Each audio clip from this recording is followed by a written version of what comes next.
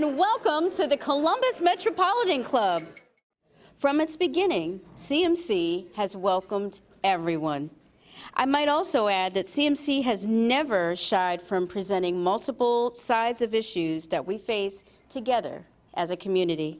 I'm Tony Bell, President and CEO of Phoenix Consulting Co., a leadership learning and development firm that cultivates emerging and rising leaders.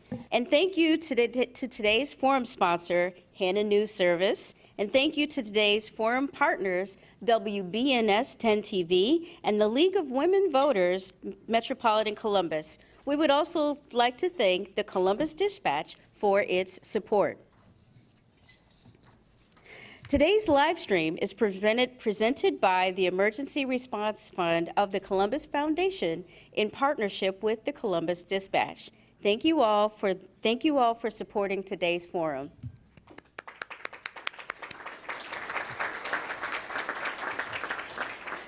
Ohio House Bill 616, in its short title, states, regards promotion, teaching divisive, inherently racist concepts, and in its long title states, to amend Section 3313.21, 3314.03, and 3326.11, and to enact Section 3313.6029 of the Ohio Revised Code regarding promotion and teaching of divisive or inherently racist concepts in public schools. If enacted, House Bill 616 would mandate controversial changes to portions of Ohio Revised Code that set standards for public schools. The bill is similar to Florida's so-called Don't Say Gay bill, which banned instruction on gender identity and sexual orientation in grades K through 3. Ohio's version of the bill would make discussions of sexual orientation or gender identity illegal in the state's K through 3 public classrooms and would also restrict discussions of race. Note that the CMC invited the two sponsors of House Bill 616, State Representative Gene Schmidt of House District 63 near Cincinnati and Mike Loychik of House District 63 in Northeast Ohio near Youngstown, to participate in today's panel and receive no response. But please welcome today's speaker, Maria Bruno, the Public Policy Director with Equality Ohio. She said she started out life as a natural negotiator because of her two brothers. Scott DiMauro, the President of the Ohio Education Association, who has a really big job to do. Bruce Hooley of the Bruce Hooley Show. He said he didn't really have an intro, so I thought he deserved one. My friend Densil Delahue Porteous, the Executive Director for Stonewall Columbus, Troy McIntosh, Executive Director for the Ohio Christian Network and the Center for Christian Virtue, and our host, Anna Staver, State House reporter for the Columbus Dispatch, USA Today, Gannett, Ohio Bureau. You can learn more about today's speakers. Please learn more about them. I did, not only in your forum brochure, but also on LinkedIn. And if you Google them, you'll be impressed by what you see. Anna, we look forward to today's conversation. Welcome.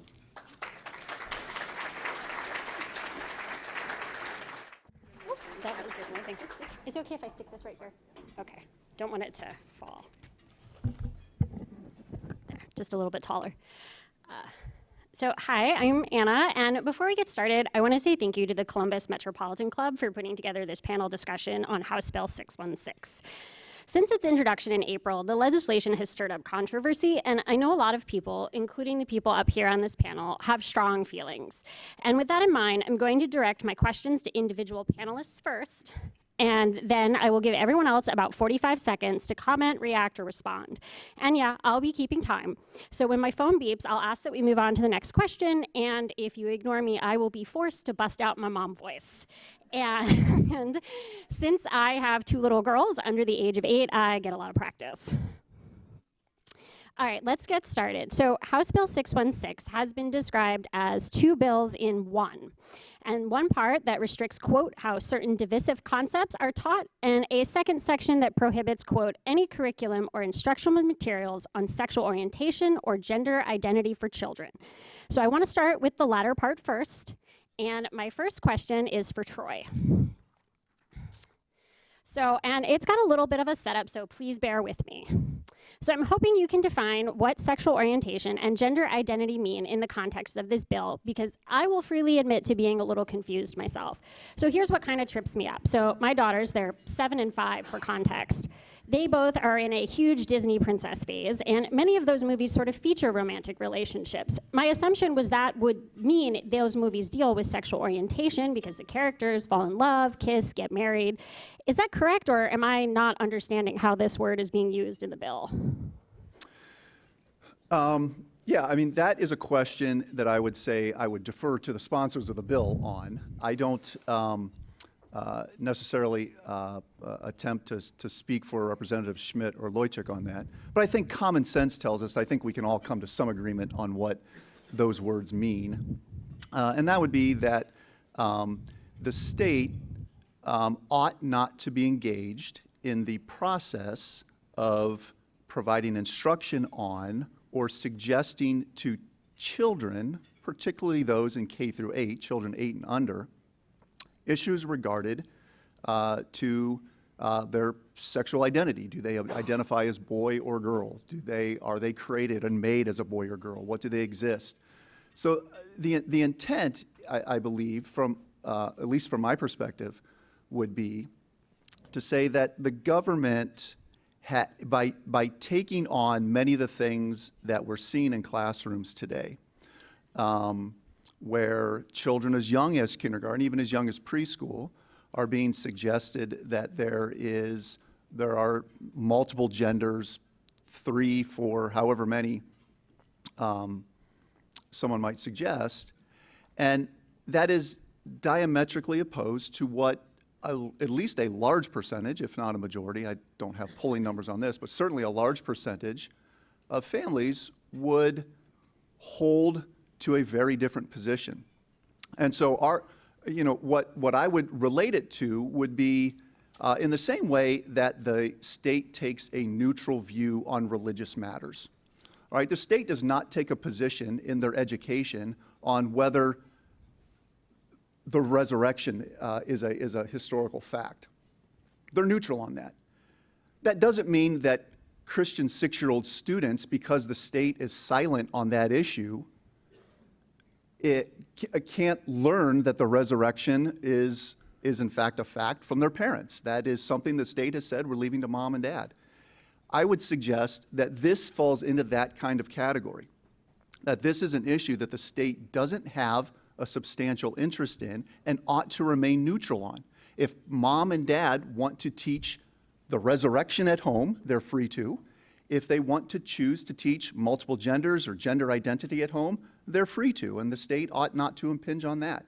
But what we're saying is when the state takes that upon themselves to do either one of those two things, it's too much power in the hands of the state.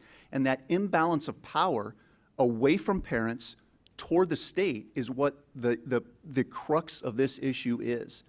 And so what this bill and others like it, and I wouldn't quibble on the details of the bill, but I would say what this is representative of is an attempt to take back some of that balance of power back toward the parents.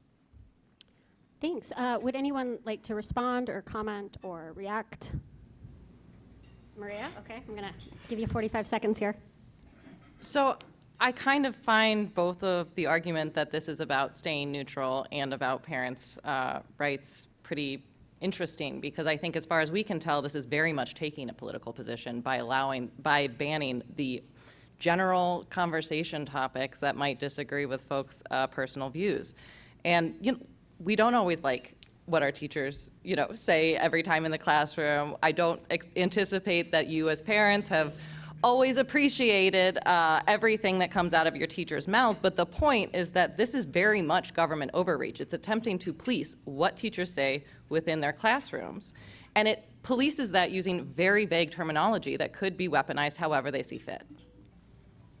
Oh, right on time. Perfect. Does anyone else want to add anything? Okay, Bruce?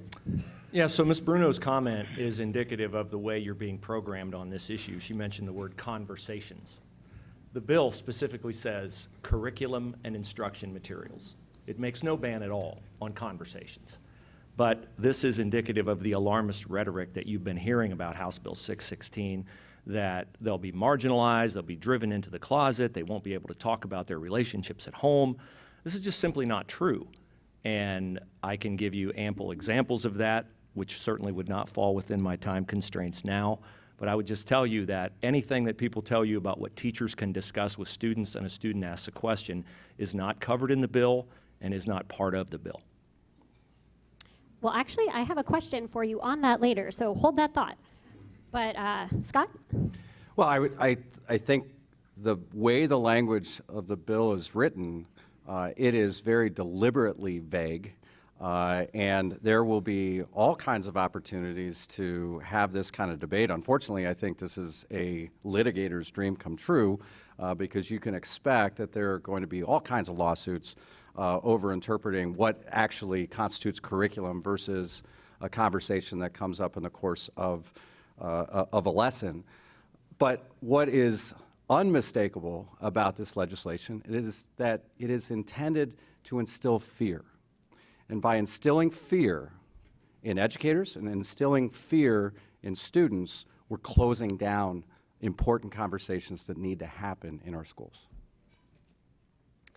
And Densil, it looks like you wanted to add something as well. Densil Porteous, he, they pronouns. So, I think it's interesting because if I recall my days in academia where I served as an instructor and worked with teachers, we often would have to do weekly curricula that suggested what we'd be teaching our students. And if I go way, way back to middle school and elementary school and thinking about how those curricula were developed, we would use language that purported male or female, gender diversity or gender sort of spectrum. We would divide students in the classroom into male and female groups. We would allow students to only travel to restrooms in male and female pairs. So I think we understand that the definition of curriculum and instruction can be loosely defined as a course plan or a lesson plan from a teacher or instructor. And so you will see that notions of gender will creep into those spaces each and every day as they're teaching. So for me, it seems a little bit disingenuous when we think about language and how we use it in this particular moment. Okay, so my next question is for Maria. Opponents of this bill and a similar one in Florida have nicknamed the legislation Don't Say Gay, even though the words gay, lesbian, transgender don't appear in the legal language. So I wanted to ask you if you could explain how the bill's got this nickname and why you think it is or isn't appropriate. Sure, I'd be happy to. So the reason that we call it Don't Say Gay, Don't Mention Race is because that will be the impact of this bill. There will be teachers that don't get close to the line because they're not sure where the line is because, as we've mentioned, the language is very vague and could be weaponized. We're already seeing it be weaponized. We've seen plays get canceled because a character is alluded to being gay. We've seen teachers get reprimanded for asking someone's pronouns. This is already happening.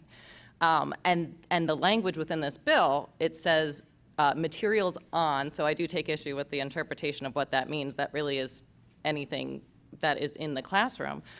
On sexual orientation or gender identity. Neither of those terms are defined. And I can't imagine they're talking about Cinderella and the Disney princesses, right? We know what they mean, even if they don't say the word gay. I have a sneaking suspicion if there was a conversation about being heterosexual, that would not classify under some folks' interpretation of that language. But straight is a sexual orientation. Man and women are genders. The language in this bill does not specify. Would anyone like to respond or react? Bruce? Yeah, I think there's a very simple reason why it's labeled the Don't Say Gay bill is because that inspires outrage among everyone. It would inspire outrage on my end. There's no reason why you should preclude language. I'm about a free exchange of ideas. And it's very interesting to me that Ms. Bruno's organization, Mr. Porteous' organization, asks us to be respectful of their pronouns. If I were to refer to Leah Thomas, the swimmer from Penn, who is a biological male, transgender woman, if I were to refer to Leah Thomas as he, I would be hateful. If I were to refer to Leah Thomas as Will Thomas, I would be dead-naming him.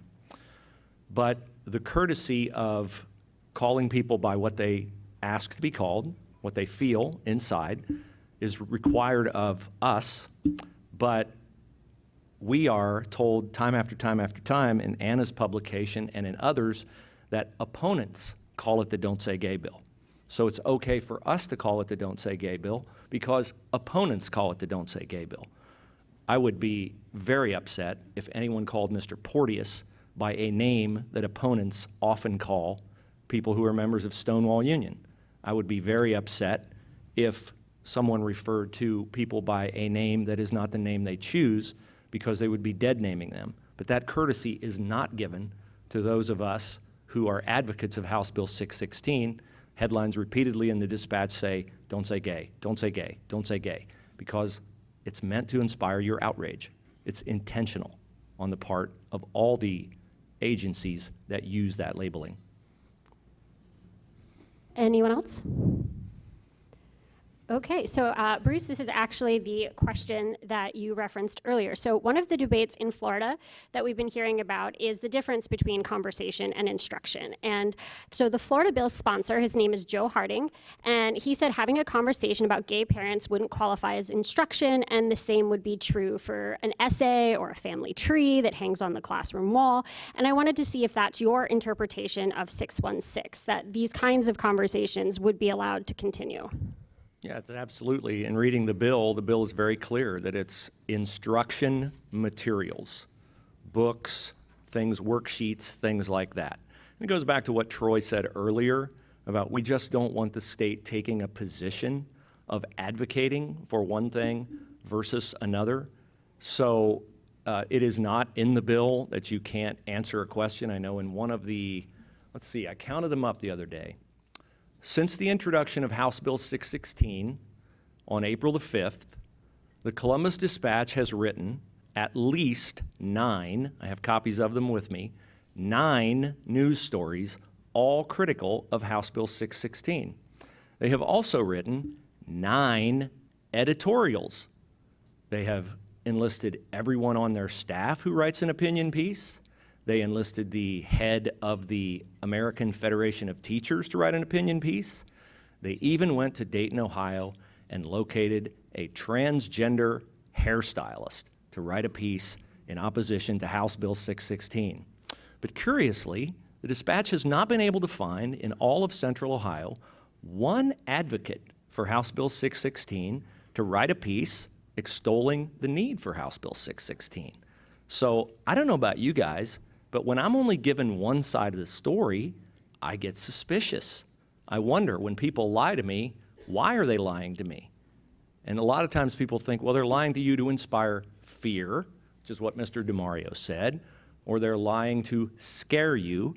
But basically the reason why people lie to you is always the same reason. No one lies to you if they have truth on their side, because you would always rather win an argument with truth than with lies. But if you don't have truth on your side, if the bill says instruction materials, curriculum, clearly stated, and you like to fundraise off the alarmist rhetoric that all these organizations are spewing about House Bill 616, well, then it's not really a lawyer's dream, it's a fundraising dream for all the agendas that are represented here, except for from Troy and myself.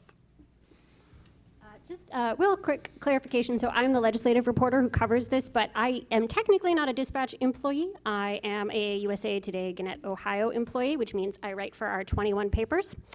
But I've only written 2 articles on this, and Aaron Baer, who is works with Troy, has been featured in both. But Has he written his own standalone editorial like? I have no control over the editorial board of the Dispatch. Do you dispute my statement that there have been 9 editorials written in opposition to House Bill 616 in the Dispatch, but no advocate for House Bill 616 has been given the space either on your website or in your newspaper to write a standalone piece advocating for House Bill 616? Again, I don't work for the Dispatch, but I do not know what their editorial page editor, Amelia Robinson, has been offered. I don't know if she's reached out to the bill sponsors. I do know they won't talk to any reporter about it. I don't know if they would write an editorial piece. I don't know if they've reached out to Aaron or Troy. I can't say who's been offered and who's declined. Does it seem to you odd, as a graduate or a professional in journalism, that every single story that's published in the Columbus Dispatch would take one position on the issue rather than present a countervailing view? It may just be because nobody has offered to write it, but we need to move on.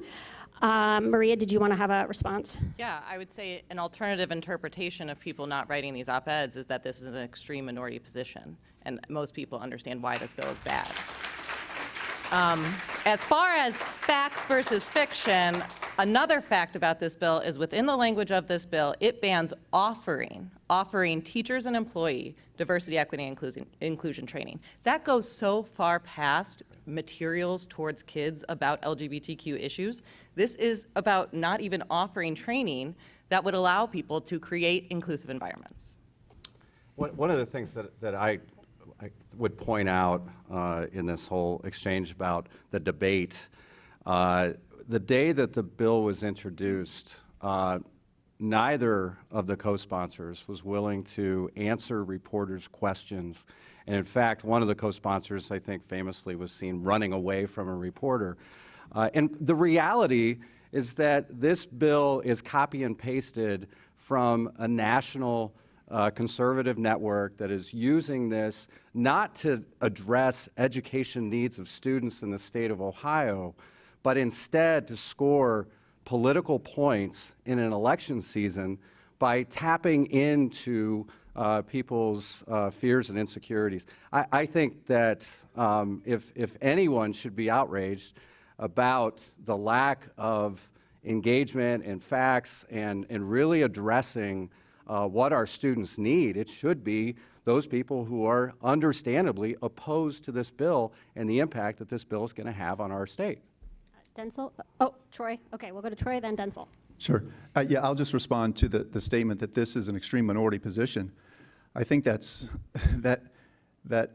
is almost patently false in that we saw this issue turn a gubernatorial election in Virginia just within the last year.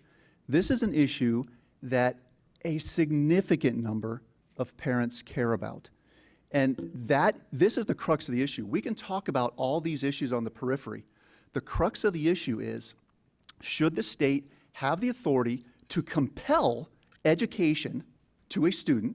In Ohio, we have compulsory education. The state compels the education of students, and to control the content of that instruction in a way that violates the deeply held beliefs of a significant, if not a majority number of parents. That's the crux of the issue. And this bill is saying, in the same way that we cannot teach the resurrection, we cannot teach about pilgrimages to a Hajj, at least as fact, as a responsibility, we should not be teaching existential issues like this to children who are clearly not developmentally ready for it. There is no way. If you look at the gender unicorn that is widely given to teachers to teach on this issue, it's asking questions that a 6-year-old can't possibly comprehend.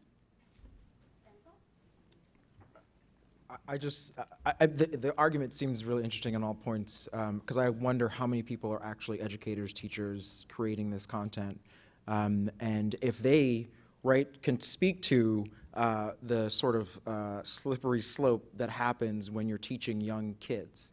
I have a 5-year-old daughter, and no matter how much I try not to talk about gender and identity, because I know that she's figuring it out, and she tells me she's a she, but I don't know where she got that from because it wasn't from me, Like in our home, we respect people as individuals, as entities, who they are, and they discover those things on their own.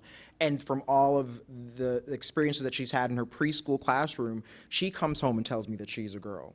I don't know who's telling her that, and I'm sure that the teachers in some way, shape, or form are finding it pretty complicated to navigate that system of conversation with these young people who contextually don't have the mental capacity to understand what gender is, but somehow they do. So the space I always turn to is, what are our teachers struggling with? We are a bunch of pontificants sitting on a stage talking about this, and the closest person to an academic on the stage right now is me, because I've taught and I've had that experience. So I mean, in terms of the 5-year-old space. Sorry, in terms of that adolescent space. Actually, that leads in perfectly to my next question for Scott, since he is a high school history teacher. So I wanted to ask you about the penalties in this bill. So parents would be allowed to file complaints, and punishments could go all the way up to the loss of a teaching license. I wanted to get your reaction to this process and maybe what you've heard from other educators at your school. So yes, I am a high school social studies teacher.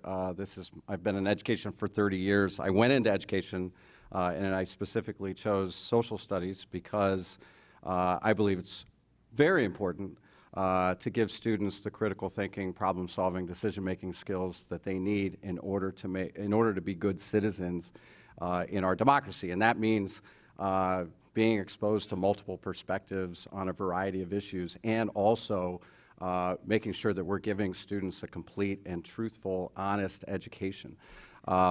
So when we see this, and remember, House Bill 616 is the latest version of a series of bills that have been introduced. House Bill 327 has also received a lot of attention, and there have been different penalties included in these bills.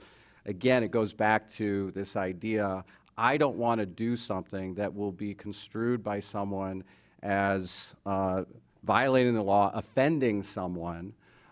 This is kind of taking us to cancel culture in a whole different way, on a whole new level. Offending someone where I'm going to have to go before the State Board of Education and the Ohio Department of Education to defend my license. Various versions of this bill would also financially penalize school districts. All of this is a distraction. This is all taking attention away from what educators really want to be talking about, which is how do we ensure that we have the resources necessary to give every single one of our students, regardless of their race, regardless of their income level, regardless of their gender, regardless of who they are, where they come from, the opportunity to succeed. Now, I know that employers today, and this is one of the interesting questions about this bill, is like, where's the business community? I don't think there's a lot of enthusiasm here, a lot of thought that this is going to be drawing people to the state of Ohio, because employers want people who are going to be good communicators, who are going to be critical thinkers, who are going to be empathetic to their peers, and legislation like this just really works counter to that. Does anyone want to add anything, or, okay, Bruce, go ahead. So first of all, I want to say I agree with Scott totally, that I think it is reprehensible that Representatives Loychek and Schmidt have not taken a frontline position to speak about a bill that they sponsored. I think they should absolutely, positively do that. And if you don't have the will to do that, you shouldn't sponsor the bill. Secondly, I take issue with his point that in his position, teachers around the state of Ohio, some of whom are Christian teachers, some of whom oppose teaching kids young as kindergarten, first, second, and third grade, which are the only kids addressed in terms of keeping them from being taught these materials in curriculum. Teachers are made to sit in developmental seminars all the time. Hilliard Davidson teachers sat in a developmental seminar recently where a representative named Amanda from Kaleidoscope Youth Center was explaining gender and the differences in the genders, and boys may identify as girls, girls may identify as boys. And her exact quote was, "I know you as adults may not understand this, but believe me, 12-year-olds understand it perfectly." Well, trust me, as a parent of a 12-year-old, I thought I'd check, and I asked her if that was true, and she said, "Dad, trust me, we don't understand anything about this, in particular, boys don't understand anything about it." So they're not given the choice to sit out these developmental seminars. And we are in the midst of Gay Pride Month, and a lot of you are business people. I'm just curious, you don't have to raise your hands, but I'm curious how many of you feel under pressure at your work to include a rainbow emblem or your pronouns on your emails, and if you were given the choice not to do that, you would choose not to do that. Okay, Maria, you looked like you wanted to say something. Well, I wanted to respond to the allegations made against Kaleidoscope Youth Center because that also came up in sponsor testimony yesterday. So let's talk about what Kaleidoscope Youth Center is. It's a drop-in center for homeless youth, for LGBTQ youth who are struggling with their mental health or who just need community. They go through and they provide more contextual trainings to adults who are looking to better understand this set of issues. This is not, again, this is not even the first time that this specific conversation has been referenced. We want to talk about raising money off of villainizing other people. How about taking someone who works at a drop-in center, plucking out one sentence, and then running it around the whole nation, hoping that it catches fire? Well, I had 45 seconds. I could give you a whole bunch more comments from that, but do you dispute that I repeated her comments to you accurately? I don't know, I wasn't there. I can play the tape for you if you'd like to hear it.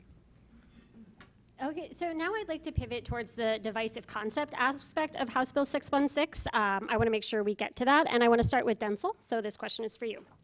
Going to turn the page here. So the bill lists a few specific topics as divisive or what they call inherently racist. And these are critical race theory, intersectional theory, the 1619 Project. But it also has broader prohibitions on things like diversity, equity, and inclusion learning outcomes. And I wanted to ask you, what place, if any, do you see these different specifics like 1619 or broader DEI training having in K through 12 education? Oh, it was for Densil, I'm sorry. No. I was processing Oh, the sorry. question. No, Maria was looking at me like, is that my question? No, I heard it. You know, it's interesting because I can remember being in high school and learning the limits of my language or the limits of my world. And I think when I contextually think about K through 12 education and what's being limited here, I think it's the limits of my child's world. If they are not taught, hopefully in a place that's safe and supportive of identity and instruction, the distinctions between racism, white supremacy, and sort of cultural identity, then they will never be able to formally sort of understand who they are as they're developing. I think instruction in the classroom, in particular in these topics, and I think some of these things are more slighted towards the higher end of the academic spectrum as the way it relates to in the bill. We've heard here that maybe people who are in the teenage years may not have the mental capacity to understand some of these concepts, but I think we know the discussion should be happening in a safe space, which I thought schools were to be safe spaces for education and learning. And I think if we're not nurturing that in some way, shape, or form, then we're doing ourselves a disservice of developing contributing citizens. I think ultimately we need to be able to create the space that encourages appropriate dialogue about these topics, so that our young people feel safe having these conversations once they step out into the real world. Because I know right now, I don't think a lot of them probably do feel safe having these conversations outside of, most spaces. Troy, you had your hand up. Yeah, thanks, Denzel. I appreciate that sentiment. What I would want to point out, though, is I want to make sure we don't avoid a straw man fallacy here, and that there's nothing in the bill that prevents dialogue on racism. There's nothing in the bill that prevents dialogue on the history of abuse toward Black Americans. That is real. Nobody here would ever consider denying that. What? Some people will. Well, okay, so nobody's sitting here. Okay. I think the issue comes down to what perspective are you using when you look at those abuses, right? There are multiple perspectives to look at them. The critical race theory perspective is avowedly a Marxist perspective. They're very clear about that. The proponents of CRT have repeated that over and over again. Derek Brown from Harvard University is one of the leading proponents of CRT. He's an avowed Marxist. The issue there is not that everything that somebody who advocates CRT is saying is wrong. That's not the case. The issue is, what is the fundamental organizing principle that they're viewing this issue through? The issue that they view it through is one of irreparable oppression between one group and another. And I think the state has a legitimate interest in saying that is not what the state is going to advocate.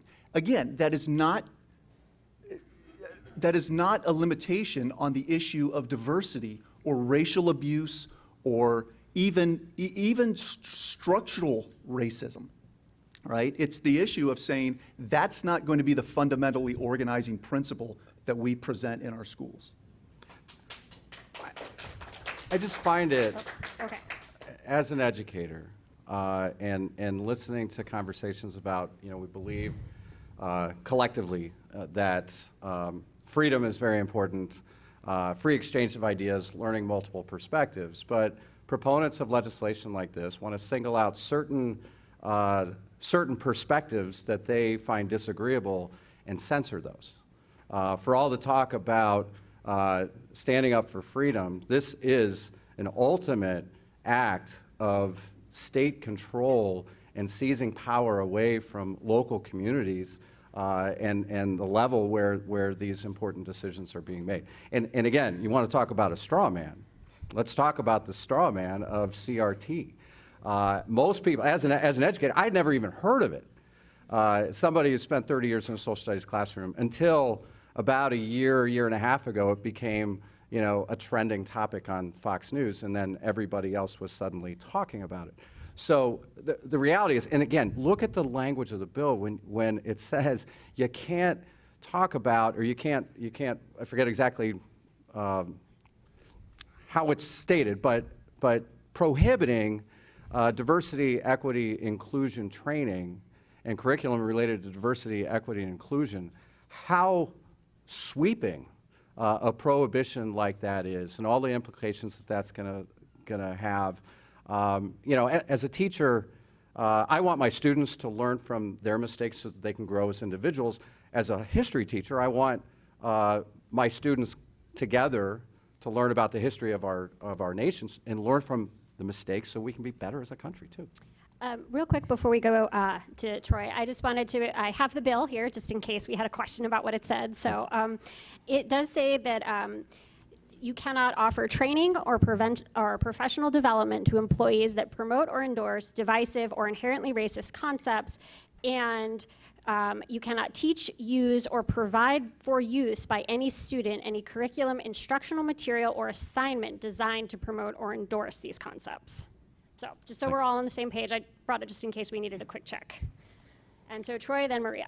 Sure. Yeah, in response to Scott, I think I would also agree that there is real value in the free exchange of ideas, no doubt. And yet, the state still limits that free exchange of ideas in any number of areas. Again, I've already mentioned one. There's no free exchange of ideas on religious issues in a school.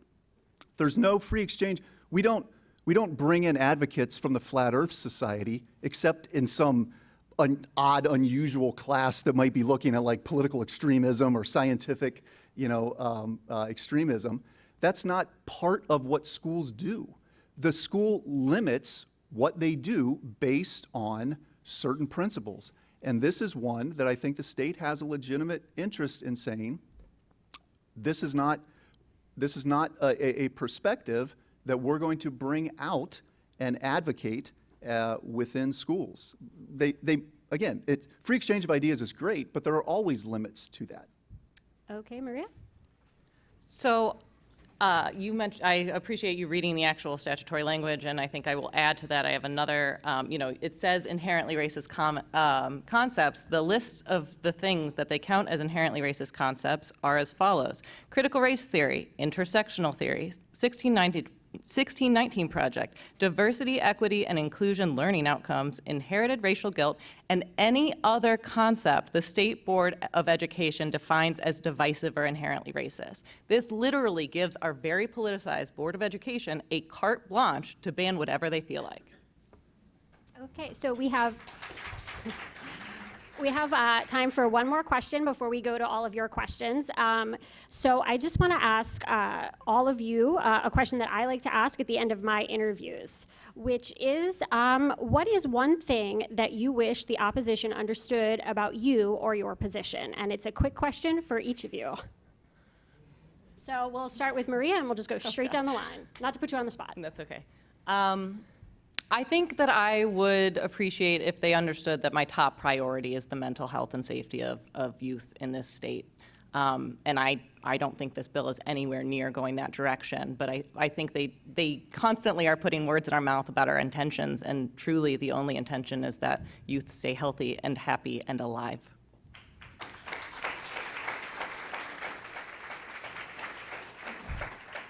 I would hope that proponents of this legislation would understand the impact that it has on educators who are already feeling incredibly burnt out right now. Educators have been on the front line of the pandemic. They've been on the front line of dealing with all kinds of resource inequities across the state.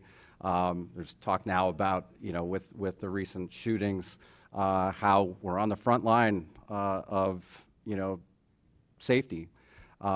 But these kinds of curriculum attacks are contributing to a culture which is driving people away from being educators. We need more people coming into the profession, not going the other way.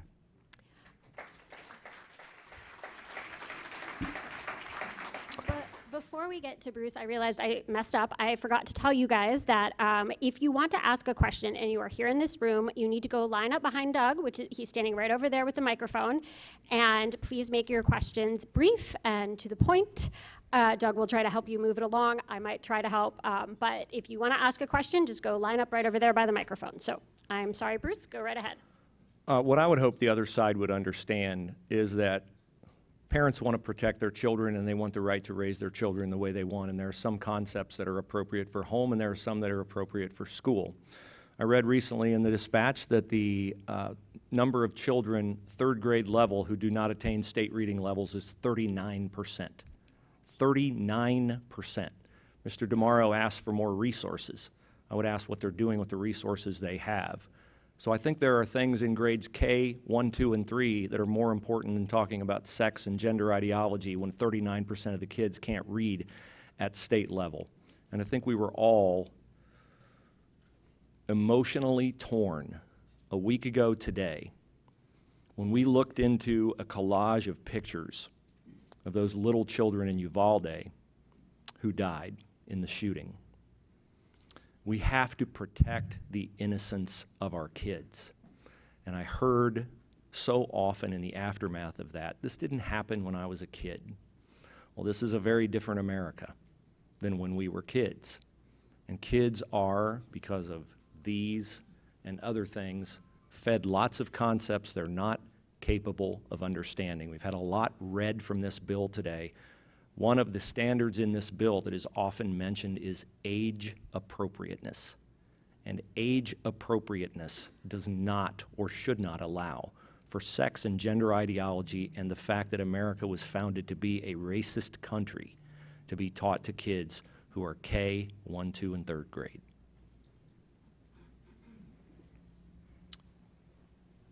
I think mine is pretty simple. I want to make sure that people find their happiness. And happiness for many of us resides in our identity and how we develop. And I think that if we aren't creating spaces where we as adults remember what it was like to be young people and how challenging it might have been to understand and discover who we were, then we need to do the work to make sure that our young people are growing up and finding spaces where they can develop and understand who they are and be fully happy people. So, for me, it is pretty basic. The work that I do and the reason why I sit in these places and spaces is to ensure that people are working towards their personal happiness. Yeah, and it's interesting because I would give a very similar response for what my new friend Densil just said and Maria said. I spent the last 27 years in schools trying to do the very things that they just stated they want to accomplish in the lives of kids. That is what I would do. What happens, though, is Densil and I, although I'm sure we agree on many things, if he's a Browns fan, we may agree on one more thing. Okay, I'm sure we agree on many things, but we have fundamentally different worldviews that lead us to interpret things in different ways, right? And so how he views giving kids space to be happy is naturally flowing from a worldview that he holds that's different than my worldview, so I would approach that concept differently. And in a lot of ways, they're irreconcilable.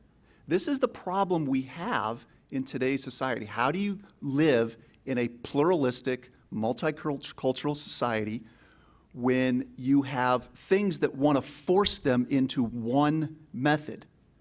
That's why, I'll give a little a plug here, House Bill 290 attempts to approach this, the backpack bill, by giving parents the ability to say, this is the kind of education I want my student to have.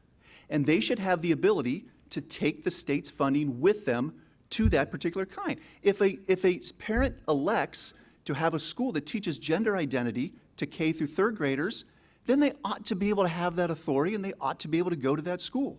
If a parent has a fundamentally different worldview and an idea of what they want their kid to be, then if the state's going to compel that child to go to school, they ought to have the ability to take the money the state provides and select the kind of education they want for their kid.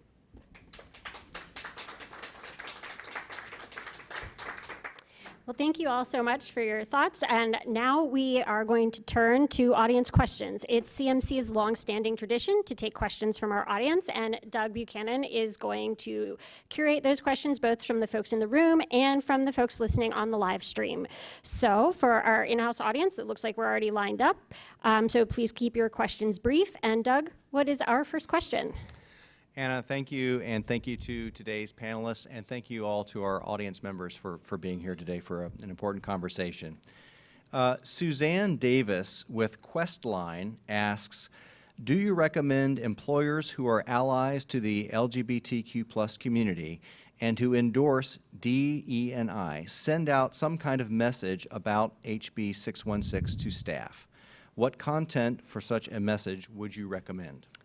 Well, it sounds like that question is probably for either Maria or Densil, so I will let either of you take that.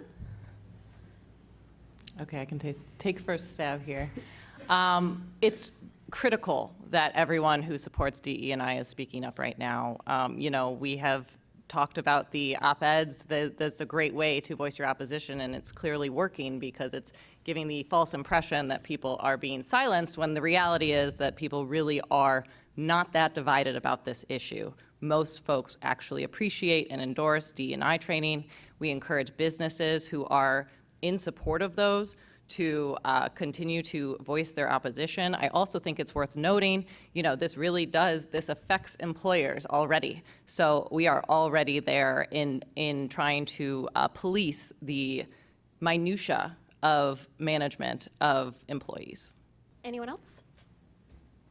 Okay, it looks like we have a question from the audience here. Hi, my name is Nidhi Satyani. I'm a community member.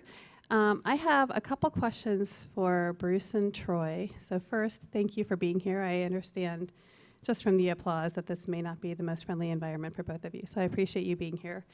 My question for Bruce is, you've talked about how the dispatch has not talked about the need for 616. So I'd like you to tell me why you think we need 616. And my question for Troy is, first, I wanted to point out, there isn't a teacher out there who has dialogue without supporting instructional material. So by saying we can have dialogue, but we can't have the instructional material, actually just creates bad learning. So I'd like to get away from the dialogue versus instructional material piece and talk more about, you said it's important that we are aligned with the values of the majority of our country. So my question for you is, how do we become a more perfect union if we are only advocating for the values of the majority of our country? Yeah, that's a great question. And if I said that, clearly I misspoke, because that is not a position that I would hold to. What I intend to say is that again, it's getting back to what I defined as the fundamental question here. Does the state have the authority to both compel education and control the content in a way that is diametrically opposed to fundamentally held views of a large percentage of Americans? And I would argue that point is no. The state ought to be taking a neutral position on that, or better yet, as I mentioned, allow them to take their funding to the school of their choice.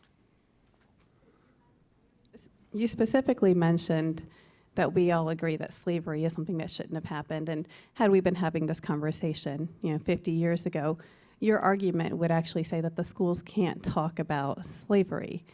And so I feel like your messages are contradicting themselves. Yeah, again, I would dispute that. I think that's a straw man argument of my position. I taught, again, for 27 years. I was in schools, and I can guarantee you that the school I was in taught about slavery, taught about racial abuse, taught about issues of racism in culture. It was done, again, from a different perspective than what CRT is going to take, someone who has again, a fundamentally different worldview. And so those issues, again, those issues, I'm not saying that they're off limits and that you can't, nobody is suggesting that you can't teach slavery and the horrific abuses that have taken place in our country's history. I just think that's a straw man argument. So in answer to your question about why do we need House Bill 616, it's interesting to sit in this room with a bunch of clearly successful people, leaders in the business community. And I would just ask you, when were sexual topics and sex education topics broached with you in school? You've obviously had a successful route to the top. Were they broached with you when you were in kindergarten, first grade, second grade? Or were they broached with you in sixth grade or ninth grade? What's the hurry? What's the need to talk to kids about this? It's also interesting that I was on Nationwide Children's Hospital's website, their On Our Sleeves campaign.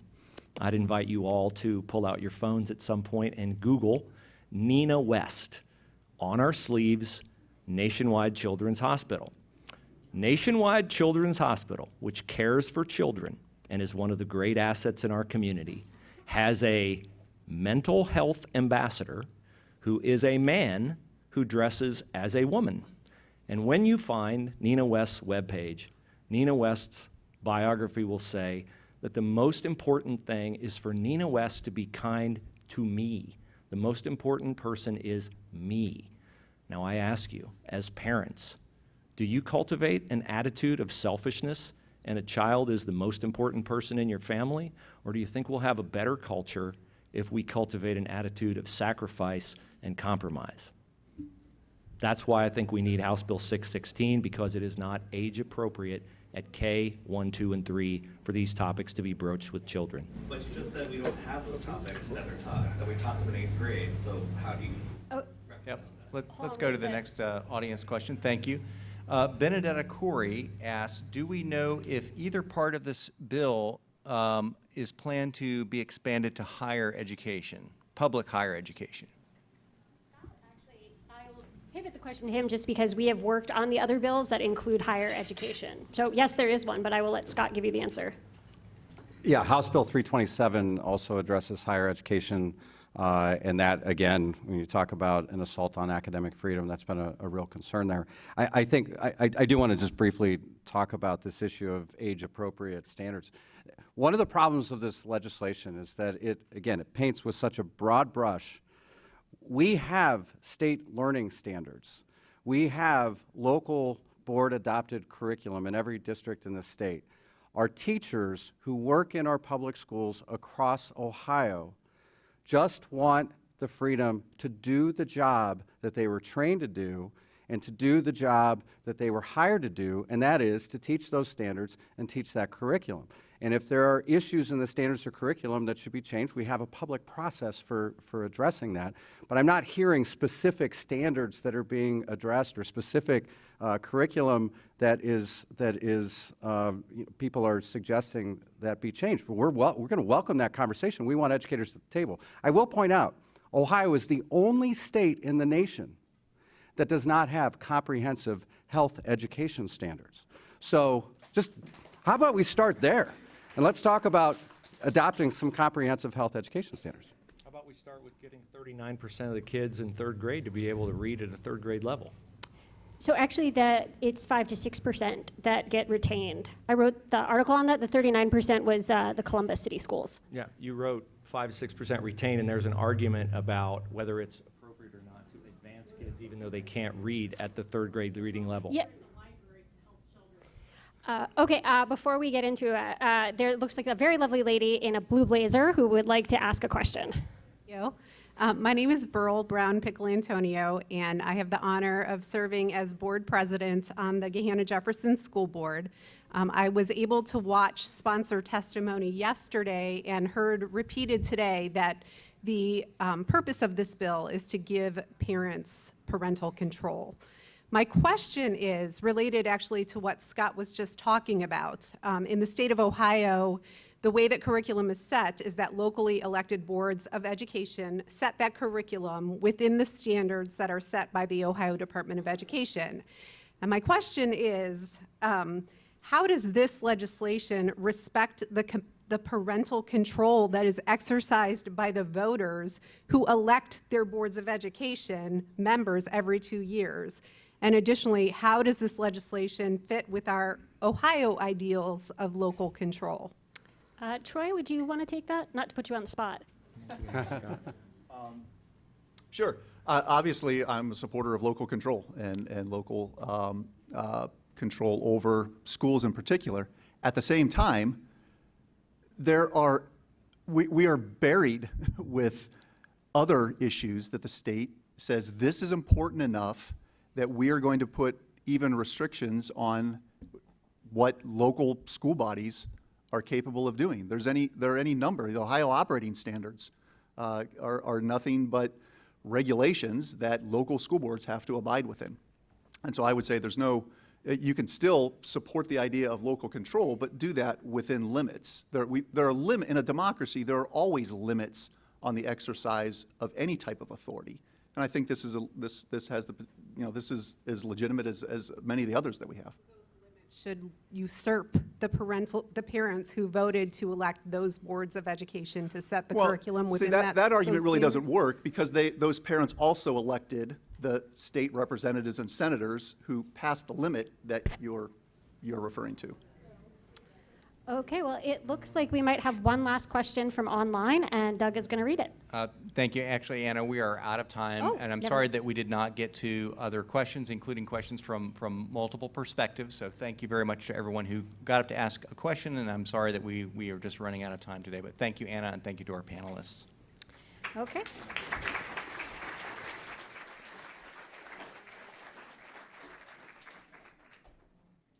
Well, we wish we had more time, and so thank you so much for this opportunity. Thank you to Anna, our panelists, all of our guests and members, and those of you watching via live stream. I hope you found today's forum informative. I learned or was reminded to read the bill and read the legislation for yourself. And I also learned and was reminded that a complete and honest and truthful education, irrespective of race, religion, economic status, identity, anything else, is going to take all of us working together. So please make plans to join us at next Wednesday's forum for a Central Ohio Hospital CEO Roundtable featuring the CEOs of all 4 of our hospital systems. Thank you to today's, you sound like pretty darn excited about it, so I hope full house next week. We'll see you next week. Thank you also to today's forum sponsor, the Hannah News Service. Thank you to today's forum partners, WBNS 10 TV, and the League of Women Voters of Metropolitan Columbus. Thank you as well to the Columbus Dispatch for your support. And thank you to our online and virtual seat patrons and the Emergency Response Fund of the Columbus Foundation for presenting our live stream in partnership with the Columbus Dispatch. And again, special appreciation to today's speakers, Troy McIntosh, Densil Porteous, Scott DiMauro, Bruce Hooley, and Maria Bruno.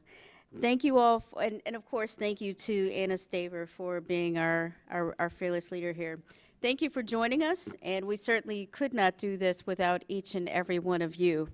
We look forward to seeing you next Wednesday. You're coming back, right? We'll see you next Wednesday. Go ahead and register if you haven't, and we thank you as the Columbus Metropolitan Club presents another informative conversation. Thank you.